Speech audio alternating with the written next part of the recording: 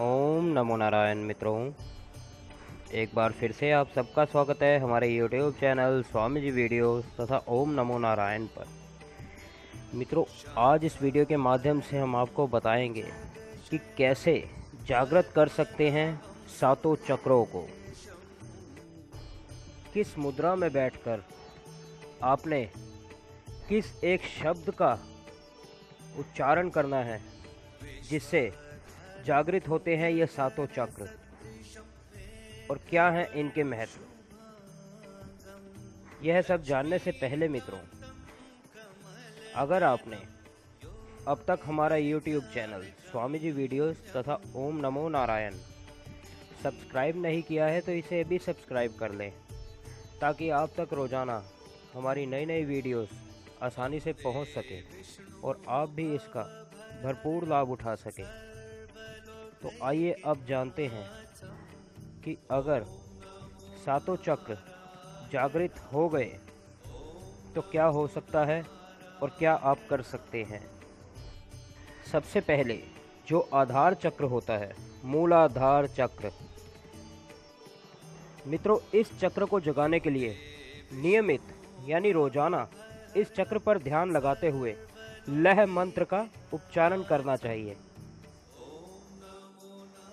और इस चक्र को अगर आपने जागृत कर लिया तो इससे आपके भीतर वीरता, निर्भीकता और आनंद के भाव आते हैं।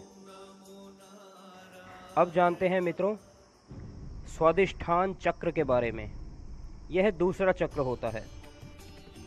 इसको जागृत करने के लिए वम मंत्र का उच्चारण करना चाहिए।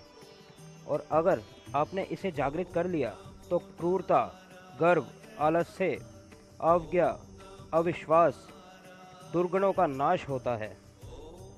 इस चक्र को जागृत करने के लिए घुटनों के बल सीधे बैठ जाएं और हाथों को अपनी जांघों पर रखें। इसके बाद हथेलियों को आपस में एक गोले की तरह जोड़कर चक्र पर ध्यान लगाएं।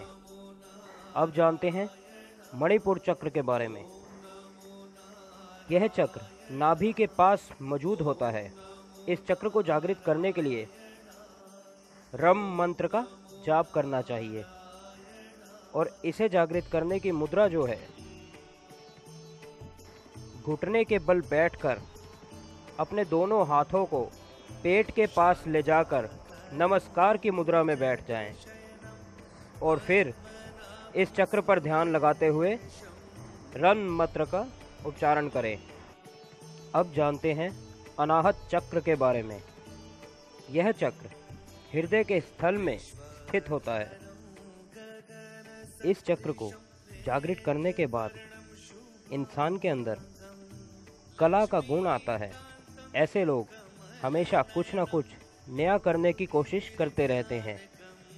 इस चक्र को जगाने के लिए योगी की मुद्रा में बैठ जाएं और अंगूठे से तर्जनी उंगली को छुएं और मन ही मन यम मंत्र का जाप करें। अब जानते हैं मित्रों विशुद्ध चक्र के बारे में। विशुद्ध चक्र को जागृत करने के लिए हम मंत्र का जाप करना होता है। और इसे अगर आपने जागृत कर लिया तो आपके अंदर 16 कलाओं को ग्रहण करने की क्षमता बढ़ जाती है।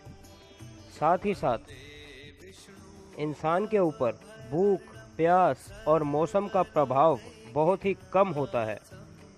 इसको जागृत करने के लिए घुटनों के बल बैठकर दोनों हाथों को जोड़ें और फिर इस चक्र पर ध्यान लगाते हुए मंत्र का जाप करें। अब जानते हैं मित्रों आज्ञा चक्र के बारे में। दोनों बाहों के बीच स्थित यह चक्र बहुत ही शक्तिशाली माना जाता है। इस चक्र को जागृत करने के लिए ओम मंत्र का जाप करना होता है और इसके लिए काफ़ी ध्यान और अभ्यास की आवश्यकता पड़ती है। इसके लिए आसन लगाकर एकांत स्थान में जहाँ पर शांति हो वहाँ बैठ जाना चाहिए और अपनी तीसरी आँख पर ध्यान देना चाहिए। अब जानते हैं मित्रों सहस्त्रार चक्र के बारे में। जहाँ पर मनुष्य चोटी रखता है वहाँ यह चक्र स्थित होता है। यह चक्र सभी से शक्तिशाली माना जाता है। इसे प्राप्त मनुष्य के लिए सांसारिक वस्तुओं का कोई मोल नहीं होता। इस चक्र को जागृत करने के लिए सबसे पहले किसी गुरु की सहायता से योग में अपना ध्यान लगाना सीखें। सहस्त्रार चक्र ही नहीं, सभी चक्रों को पाने के लिए, उन्हें जागृत करने के लिए किसी गुरु की सहायता लेना लाभदायक होता है। आज के लिए इतना ही मित्रों।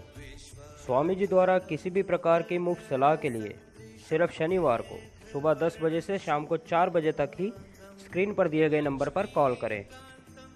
हमारे साथ जुड़े रहने के लिए और इसी तरह की ज्ञानवर्धक वीडियोस देखते रहने के लिए हमारे YouTube channel Swami ji videos तथा ओम नमो नारायण को अभी सब्सक्राइब करें। धन्यवाद। वन्दे विष्णु भवभयहरणं सर्व